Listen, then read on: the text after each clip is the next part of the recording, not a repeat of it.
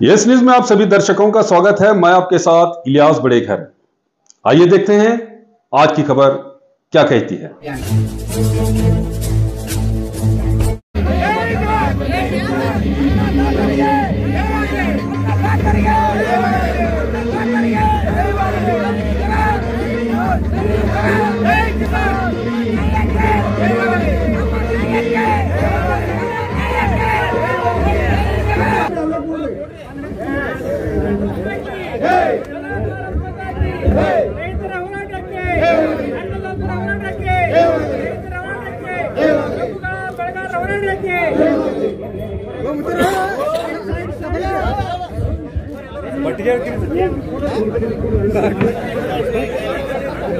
ನಿನ್ನೆ ಸನ್ಮಾನ್ಯ ಮುಖ್ಯಮಂತ್ರಿ ಅವರ ಒಂದು ಅಧ್ಯಕ್ಷತೆಯಲ್ಲಿ ನಿರ್ಧಾರ ಏನು ತಗೊಂಡಿದ್ದಾರೋ ಅದರ ಬಗ್ಗೆ ಇವತ್ತು ನಮಗೆ ಒಂದು ಇಲಾಖೆಯಿಂದ ಆದೇಶ ಬಂದಿದೆ. ಆ ಆದೇಶದಲ್ಲಿ ರೈತರ ಖಾತೆಗೆ ಒಟ್ಟಾರೆಯಾಗಿ HNTಯನ್ನು ಹೊರತುಪಡಿಸಿ ಎಷ್ಟು ಅಮೌಂಟ್ ಜಮಾ ಮಾಡಬೇಕು ಅನ್ನುವಂಥದ್ರ ಬಗ್ಗೆ ಒಂದು ಡೀಟೈಲ್ಡ್ ಒಂದು ಆರ್ಡರ್ ಬಂದಿದೆ. ಈ ಆರ್ಡರ್ನಲ್ಲಿ ಇಳುವರಿ ಆಧಾರದ ಮೇಲ್ಗಡೆ ಪ್ರತಿಯೊಂದು ಕಾರ್ಖಾನೆಯವರು ಎಷ್ಟು ಕೊಡಬೇಕು ಅನ್ನುವಂಥದ್ದಿದೆ. ಇಳುವರಿಯನ್ನು ಹೊರತುಪಡಿಸಿನೂ ಕೂಡ ಇಳುವರಿಯನ್ನು ನೋಡದೆ ಎಲ್ಲ ಕಾರ್ಖಾನೆಗಳಿಗೂ ಕೂಡ 100 ರೂಪಾಯಿಯನ್ನು ಹೆಚ್ಚಿಸಿ ಕೊಡುವಂಥ ಆದೇಶ ಅದರಲ್ಲಿದೆ. ಅದರಲ್ಲಿ 50 ರೂಪಾಯಿ ರಾಜ್ಯ ಸರ್ಕಾರದಿಂದ ಮತ್ತು 50 ರೂಪಾಯಿ ಕಾರ್ಖಾನೆ ಮಾಲೀಕರವರ ಅವ್ರ ಕಡೆಯಿಂದ ಒಟ್ಟಾರೆಯಾಗಿ ಒಂದು 100 ರೂಪಾಯಿಯನ್ನು ಪ್ರತಿಯೊಂದು ಕಾರ್ಖಾನೆಯವರು ಕೂಡ ರಿಕವರಿಯನ್ನು ನೋಡದೆ ಕೊಡಬೇಕು ಅನ್ನುವಂಥ ಹೆಚ್ಚುವರಿ ಅನುದಾನ ಅದರಲ್ಲಿ ಪ್ರಸ್ತಾಪ ಆಗಿರುವಂಥದ್ದನ್ನು ಆದೇಶ ಪ್ರತಿಯನ್ನು ತಗೊಂಡು ಇವತ್ತು ಇಲ್ಲಿ ಏನು ಹೋರಾಟ ಹಮ್ಮಿಕೊಂಡಿದ್ದಾರೆ ಆ ಸ್ಥಳಕ್ಕೆ ಭೇಟಿ ಕೊಟ್ಟು ರೈತ ಮುಖಂಡರಿಗೆ ಅದರ ಬಗ್ಗೆ ತಿಳಿಸಿ ಹೇಳಿದಾಗ ಅವರು ಅದನ್ನು ಸ್ವೀಕಾರ ಮಾಡಿ ಇದು ಒಂದು 10 ದಿವಸದ ಒಂದು ಹೋರಾಟ ಅವರಿಗೆ ಯಶಸ್ವಿ ತಂದಿದೆ ಅನ್ನುವಂಥ ಒಂದು ವಿಚಾರವನ್ನು ಸ್ವೀಕಾರ ಮಾಡಿ ಇವತ್ತು ಆ ಒಂದು ಹೋರಾಟವನ್ನು ಅವರು ಮುಂದುವರೆದಿದ್ದಾರೆ. ಸಾಕಷ್ಟು ಬೇರೆ ಬೇರೆ ಬೇಡಿಕೆಗಳನ್ನು ಕೂಡ सुल्तान गोट व्यापारी अकीका, शादी, वलीमा और कुर्बानी जैसे और भी प्रोग्राम्स के लिए साल के 12 महीने सुल्तान गोट व्यापारी निसार अहमद बैरूडी से संपर्क करें।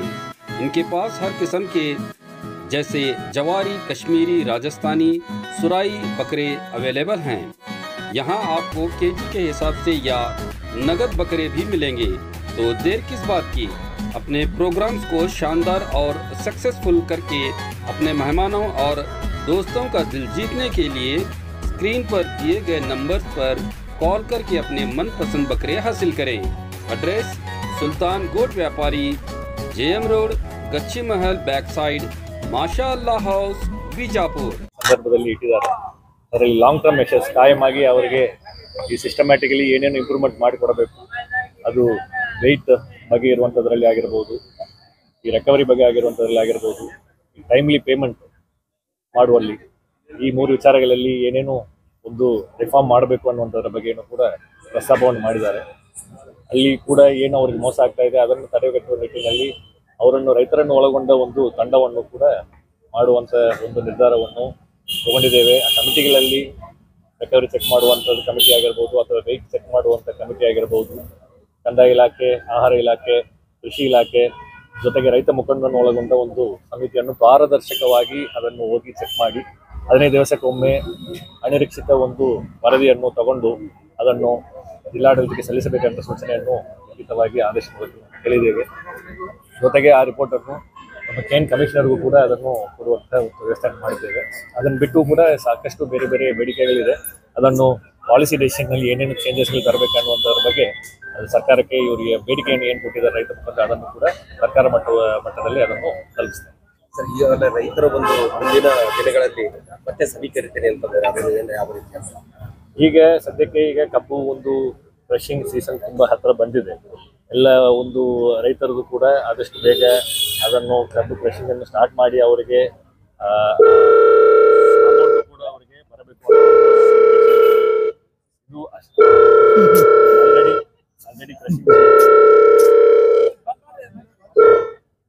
ಸ್ಟಾರ್ಟ್ ಆಗಿರುವ ಹಿನ್ನೆಲೆಯಲ್ಲಿ ಈಗ ಏನು ಸರ್ಕಾರ ಆದೇಶ ಬಂದಿದೆ ಆ ಆದೇಶಕ್ಕೆ ಬದ್ಧವಾಗಿ ಅದರಲ್ಲಿ ಕೊಟ್ಟಿರುವಂಥ ದರ, ಏಕೆಂದರೆ ಲಾಸ್ಟ್ ಒಂದು 10 ದಿವಸದಿಂದ ದರದ ಬಗ್ಗೆ ಇರುವಂತಹ ಒಂದು ಹೋರಾಟ, ಬೇರೆ ಬೇರೆ ವಿಚಾರಗಳಿದ್ರೂ ಕೂಡ ಪ್ರಮುಖವಾಗಿ ದರದ ಒಂದು ಬೇಡಿಕೆ ಇರುವಂಥ ಹಿನ್ನೆಲೆಯಲ್ಲಿ ಇವತ್ತು ಒಂದು ಅದಕ್ಕೆ ಉತ್ತರ ಸಿಕ್ಕಿದೆ. ಆ ಒಂದು ಉತ್ತರದಿಂದಾಗಿ ಇವತ್ತು ಹೋರಾಟವನ್ನು ಏನು ತೆಗೆದುಕೊಂಡಿದ್ದಾರೆ. ಆ ಒಂದು ನಿಟ್ಟಿನಲ್ಲಿ ಇವರು ಕಾರ್ಖಾನೆಗಳನ್ನು ಮುಂದುವರಿಸಿಕೊಂಡು ರೈತರಿಗೆ ಅನುಕೂಲ ಮಾಡಿಕೊಡುವಂತ ನಿಟ್ಟಿನಲ್ಲಿ ಮುಂದಕ್ಕೆ ಹೋಗ್ಬೇಕು ಅನ್ನೋದು ವಿಚಾರ ಇದೆ. ಸಭೆಗಳು ಇನ್ನೂ ಕೂಡ ಕಾಯಮಾಗಿ ಏನು ಲಾಂಗ್ ಟರ್ಮ್ ಸೊಲ್ಯೂಷನ್ ಬೇಕಾಗ್ತದೆ, ಅದು ಕೋಆರ್ಡಿನೇಷನ್ ಫ್ಯಾಕ್ಟರಿಗಳಿಗೆ ಮತ್ತೆ ರೈತರಿಗೆ ಇರುವಂತಹ ಗ್ಯಾಪ್ ಅನ್ನು ಒಂದು ಸಮನ್ವಯ ಸಾಧಿಸುವ ಮುಖಾಂತರ ಆ ಒಂದು ಗ್ಯಾಪ್ ಅನ್ನು ಕಡಿಮೆ ಮಾಡಿ ಅವರಿಗೆ ಮಧ್ಯದಲ್ಲಿ ಏನು ಇನ್ಪುಟ್ಸ್ ಕೊಡ್ತಾ ಇದ್ದಾರೆ, ಮೆಚುರಿಟಿ ಬಗ್ಗೆ ಆಗಿರುವಂಥದ್ದು, ಸೀನಿಯಾರಿಟಿ ಪ್ರಕಾರ ಕಟ್ ಮಾಡಬೇಕಾಗಿರುವಂಥದ್ದು, ಈ ರೀತಿ ಬೇರೆ ಬೇರೆ ಸ್ಥಳೀಯವಾಗಿ ಇರುವಂತಹ ಪ್ರಾಕ್ಟಿಕಲ್ ಪ್ರಾಬ್ಲಮ್ಸ್ ಏನಿದೆಯಲ್ಲ ಅದರ ಬಗ್ಗೆನೂ ಕೂಡ ಸೂಕ್ತ ಒಂದು ಸಮನ್ವಯ ಸಭೆಯನ್ನು ಮುಂದಿನ ದಿನಗಳಲ್ಲಿ ಕರೆಯಲಾಗುತ್ತೆ. ಈಗ ತಕ್ಷಣ ಎಲ್ಲರೂ ಬಿಸಿ ಆಗ್ಬಿಡ್ತಾರೆ. ಈಗ ರಶಿಂಗ್ ಸೀಸನ್ ಇದೆ, ರೈತರು ಬಿಸಿ ಆಗ್ತಾರೆ, ಫ್ಯಾಕ್ಟ್ರಿನವರು ಬಿಸಿ ಆಗ್ತಾರೆ. ಲಾಂಗ್ ಟರ್ಮ್ ಸೊಲ್ಯೂಷನ್ಗೆ ಅವ್ರ ಕಡೆಯಿಂದ ಫ್ಯಾಕ್ಟ್ರಿನವರು ಇನ್ಪುಟ್ ತಗೊಂಡು ಇವ್ರದ್ದು ಇನ್ಪುಟ್ ತಗೊಂಡು ಈಗಾಗಲೇ ಇಲ್ಲಿಗೆ ನಮಗೆ ಜಿಲ್ಲಾಡಳಿತಕ್ಕೆ ಲಿಖಿತ ರೂಪದಲ್ಲಿನೂ ಕೂಡ ಕೊಟ್ಟಿದ್ದಾರೆ. ನಾವು ಈಗಾಗಲೇ 4 ಸಭೆಯನ್ನು ಈಗಾಗಲೇ ಕಂಡಕ್ಟ್ ಮಾಡಿದ್ದೇವೆ. ಆ 4 ಸಭೆಗಳಲ್ಲೂ ಕೂಡ ಬೇರೆ ಬೇರೆ ವಿಚಾರಗಳಲ್ಲಿ ಪ್ರಸ್ತಾಪ ಮಾಡಿದ್ದಾರೆ. ಒಂದು 15 ಪಾಯಿಂಟ್ ಒಂದು ಬೇಡಿಕೆಗಳನ್ನು ಇಟ್ಟಿದ್ದಾರೆ. ಅದರಲ್ಲಿ ಪ್ರೈಸ್ ಒಂದೇ, ಬಟ್ ಅದು ಬಿಟ್ಟು ಕೂಡ ಬೇರೆ ಬೇರೆ ರೆವೆನ್ಯೂ ಶೇರಿಂಗ್ ಆಗಿರುವಂಥದ್ದಾಗಿರ್ಬೋದು, ಅಥವಾ ಇದು ವೆಯ್ಟು, ರಿಕವರಿ, ಟೈಮ್ಲಿ ಪೇಮೆಂಟ್ಸು, ಈ ರೀತಿ ಕಾಸ್ಟ್ ಆಫ್ ಕಲ್ಟಿವೇಶನ್ ಕ್ಯಾಲ್ಕುಲೇಟ್ ಮಾಡುವಂಥದ್ದು, FRP ನಿಗದಿ ಆಗುವಂತಹ ವಿಧಾನ, MSP, ಈ ರೀತಿ ಸಾಕಷ್ಟು ವಿಚಾರಗಳಿದೆ. ಅದರಲ್ಲಿ ಅವರು ಏನು ಲಿಖಿತವಾಗಿ ಕೊಟ್ಟಿದ್ದಾರೆ ಅದೆಲ್ಲ ಪಾಲಿಸಿ ಡಿಸಿಷನ್ ಆಗಿರೋದ್ರಿಂದ ಅದನ್ನು ಸರ್ಕಾರಕ್ಕೆ ಕಳಿಸ್ಕೊಡ್ತೇವೆ. ಅಲ್ಲೂ ಕೂಡ ನಿನ್ನೆ ಮಾನ್ಯ ಮುಖ್ಯಮಂತ್ರಿಗಳು ಹೇಳಿದ್ದಾರೆ, ಅದರಲ್ಲಿ ಸುದೀರ್ಘವಾಗಿ ಒಂದು ಚರ್ಚೆ ಮಾಡಿ ಅದರಲ್ಲಿ ಒಂದು ಸಿಸ್ಟಮ್ ಅನ್ನು ಮೆಕ್ಯಾನಿಸಮ್ ಅನ್ನು ಕ್ರಿಯೇಟ್ ಮಾಡಿ ಅದನ್ನು ಸರಿಪಡಿಸೋದಕ್ಕೆ ಒಂದು ಕ್ರಮವನ್ನು ಕೈಗೊಳ್ತಾರಂತ ಆ ನಿಟ್ಟಿನಲ್ಲಿ ನಾವು ಕೂಡ ವರದಿಯನ್ನು ಸಲ್ಲಿಸ್ತೀವಿ. ಬಿಜಾಪುರ ಜಿಲ್ಲೆಯಲ್ಲಿ ಕಬ್ಬು ಬೆಳೆಗಾರರ ಹೋರಾಟಕ್ಕೆ 5ನೇ ದಿನ ನಾವು ನಿರಂತರವಾಗಿ ಹೋರಾಟ ಮಾಡ್ತಾ ಇದ್ದೀವಿ. ನಿನ್ನಿನ ದಿನ ಸನ್ಮಾನ್ಯ ಮುಖ್ಯಮಂತ್ರಿಗಳು ಒಂದು ಘೋಷಣೆ ಮಾಡಿದರು. ಯಾಕಂದ್ರೆ 11 ಅದರ್ಸ್ 50 ರೂಪಾಯಿ ಫ್ಯಾಕ್ಟ್ರಿ 50 ರೂಪಾಯಿ ಸರ್ಕಾರ ಕೊಡ್ಬೇಕಂತ ಆದೇಶ ಮಾಡಿದ್ರು. ಅದನ್ನ ಗೊಂದಲದಲ್ಲಿದ್ದೀವಿ. ಬಿಜಾಪುರ ಜಿಲ್ಲೆಯಲ್ಲಿ ನಮ್ಗೆ ಅಷ್ಟು ರಿಕವರಿ ಇಲ್ಲ. ನಮಗಿದು 100 ರೂಪಾಯಿನ ಘೋಷಣೆ ಮಾಡೋದು ಸಿಗ್ತೈತಿಲ್ಲ ಅಂತ ಗೊಂದಲದಲ್ಲಿದ್ದೀವಿ. ನಿನ್ನೆ ಜಿಲ್ಲಾಧಿಕಾರಿಗಳು ಬಂದು ಅದು ಸಿಗುತ್ತಂತೇಳಿ ನಮ್ಗೆ ಹೇಳಿದ್ರು, ಆದ್ರೂ ಕೂಡ ಒಪ್ಪಿರಲಿಲ್ಲ. ಅಧಿಕೃತವಾಗಿ ತಮ್ಮ ದಾಖಲಾತಿಗಳನ್ನ ತೊಗೊಂಬಂದು ನಮ್ಮ ಬೇಡಿಕೆಗಳಿಗೆ ಸ್ಪಂದನೆ ಮಾಡಿದ್ರೆ ಮಾತ್ರ ಅಂತ ಹೇಳಿದ್ವಿ. ಈಗ ಅವರು ಬಂದು ಈಗ ರಿಕವರಿಯನ್ನು ಹೊರತುಪಡಿಸಿ ಆ 100 ರೂಪಾಯಿ ರೈತರಿಗೆ ಒಂದು ಕ್ವಿಂಟಲ್ಗೆ 1 ಟನ್ನಿಗೆ 100 ರೂಪಾಯಿ ನೇರವಾಗಿ ಬರ್ತೈತೆ ಅಂತಕ್ಕಂಥ ಒಂದು ಆದೇಶವನ್ನು ಕೊಟ್ಟರು. ಅದ್ರ ಜೊತೆಗೆ ನಮ್ಗೆ ಈಗ ನಾವು ಇನ್ನ ಹೋರಾಟ ಮುಂದುವರಿಸಬೇಕಂತ ವಿಚಾರದಲ್ಲಿ ಇದ್ರೂ ಕೂಡ ಈಗ ನಮ್ಗೆ ಕಬ್ಬು ಕಟಾವ್ಗೆ ಬಂದಿದೆ. ಹೀಗಾಗಿ ಕಾರ್ಮಿಕರು ಕೂಡ ಈಗಾಗಲೇ ಒಂದು 20 ದಿನದಿಂದ ಬಂದಿದ್ದಾರೆ. ಅವರು ಕಾರ್ಮಿಕರು ನಮ್ಮವರೇ. ಹೀಗಾಗಿ ಬಿಜಾಪುರ ಜಿಲ್ಲೆ ಎಲ್ಲ ಕಬ್ಬು ಬೆಳೆಗಾರರು ಹಾಗೂ ಎಲ್ಲ ರೈತ ಮುಖಂಡರು ಸೇರ್ಕೊಂಡು ಇವತ್ತು 100 ರೂಪಾಯಿನ ಹೆಚ್ಚಿಗೆ ಗೌರ್ಮೆಂಟ್ ಕೊಡ್ತೈತಿ. ಅದ್ರ ಜೊತೆಗೆ 10.25 ರಿಕವರಿಗೆ 3200 ರೂಪಾಯಿ ಕೊಡಬೇಕು. ಅದ್ರ ಹಾಗೆ 11.25ಕ್ಕೆ 3100 ಕೊಡಬೇಕು. 11.25ಕ್ಕೆ 3200 ಕೊಡ್ಬೇಕಂತೇಳಿ ಘೋಷಣೆ ಮಾಡಿದ್ದಾರೆ. ನಮ್ಮ ಬಿಜಾಪುರ ಜಿಲ್ಲೆಯಲ್ಲಿ ಅಷ್ಟಿಲ್ಲ. ಅದರಲ್ಲಿ ಕೇವಲ ಒಂದು 4 ಫ್ಯಾಕ್ಟ್ರಿಗಳು ಮಾತ್ರ ಇರ್ಬೋದು. ಇನ್ನು 4 ಫ್ಯಾಕ್ಟ್ರಿಗಳು ಮಧ್ಯಮದಲ್ಲಿದ್ದಾವೆ. ಇನ್ನು 2 ಕಡಿಮೆದಲ್ಲಿ ಇರೋದ್ರಿಂದ ಆಯಾ ಭಾಗದ ಒಂದು ರಿಕವರಿ ಆಧಾರದ ಮೇಲೆ ಕಬ್ಬಿನ ದರ ನಿಗದಿ ಮಾಡ್ತೀವಿ ಅಂತ ಹೇಳಿದ್ರು. ನಾವು ಜಿಲ್ಲಾಧಿಕಾರಿಗಳಿಗೆ ನಾವೊಂದು ಮನವರಿಕೆ ಮಾಡಿದ್ದೀವಿ, ನಮ್ಮ ಬೇಡಿಕೆ ಇಟ್ಟಿದ್ದೀವಿ. ಈ ವರ್ಷನ ಏನು ಕಬ್ಬು ಕಟಾವಿದೆ, ಆ ಕಬ್ಬು ಕಟಾವು ಮಾಡುವಾಗ ನಮ್ಮ ರಿಕವರಿಯನ್ನು ಈಗಲೇ ಚೆಕ್ ಮಾಡಬೇಕು. ಆಮೇಲೆ ನಮ್ಮ ಕಾಟಾದಲ್ಲಿ ಮೋಸ ಆಗ್ತಾ ಇದೆ.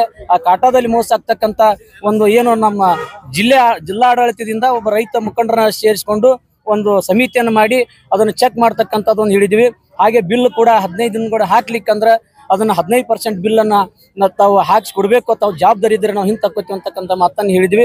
ಅದಕ್ಕೆಲ್ಲ ಸಂಪೂರ್ಣವಾಗಿ ಜಿಲ್ಲಾಧಿಕಾರಿ ಒಪ್ಪಿದ್ರಿಂದ ಇವತ್ತು ನಾವು ನಿರಂತರ 5 ದಿನದ ಧರಣಿ सत्याग्रह वापस होता है। जैसा कि आप सब जानते हैं कि आप सभी का प्यार हमारे साथ कायम है।